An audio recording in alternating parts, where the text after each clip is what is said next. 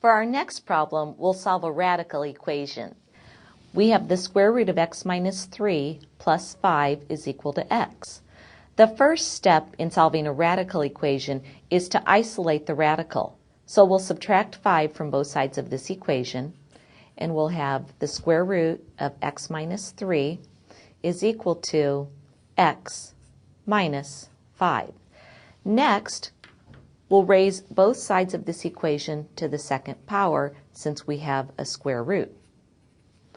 On the left-hand side, the square root of x minus 3, that quantity squared, just gives us x minus 3, is equal to, on the right-hand side, remember when we square this binomial, x minus 5, we end up with a trinomial, x squared minus 10x plus 25.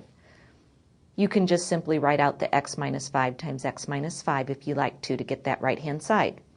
Now we have a quadratic equation that we need to solve.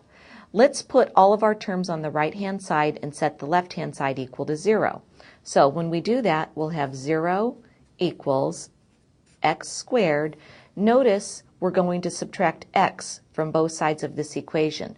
The right-hand side has negative 10x. When we subtract x from both sides, we get minus 11x. And as far as our constant terms, we already have 25 on the right-hand side. When we add 3 to both sides, we get plus 28.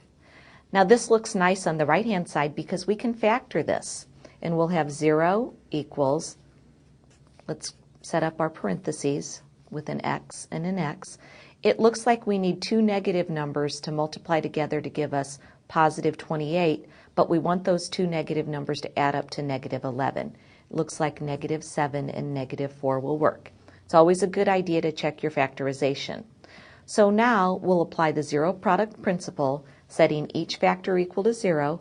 We have x minus 7 is equal to 0, or x minus 4 is equal to 0.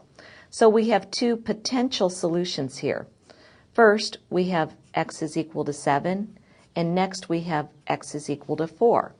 I use the word potential solutions because we need to check both solutions in our original equation. Remember, anytime you raise both sides of a radical equation to an even power, it's possible that you'll come up with an extraneous solution. So we need to check both of these. First, we're going to check x equals 7. We'll substitute 7 in for x in the original equation. So we'll have the square root of 7 minus 3 plus 5, and since I'm checking, I'm going to put a question mark above the equal sign. Is that equal to x, which we're substituting 7 for x? So the square root of 7 minus 3 is the square root of 4 plus 5. Is that equal to 7? What do we have? 2 plus 5 is equal to 7. Sure, that checks. So x equals 7 is one of the solutions. Now let's check x equals 4. We'll substitute 4 in for x in the original equation. Is the square root of 4 minus 3 plus 5 equal to x, which we're substituting 4? So the square root of 4 minus 3 is the square root of 1 plus 5. Is that equal to 4? Well, the square root of 1 is 1. 1 plus 5 is not equal to 4. So therefore, x equals 4 is an extraneous solution, so we can cross that off from our potential solutions. And it's important to note that here. X equals 4 is extraneous, so it's not part of the solution set. The solution set is the set containing 7.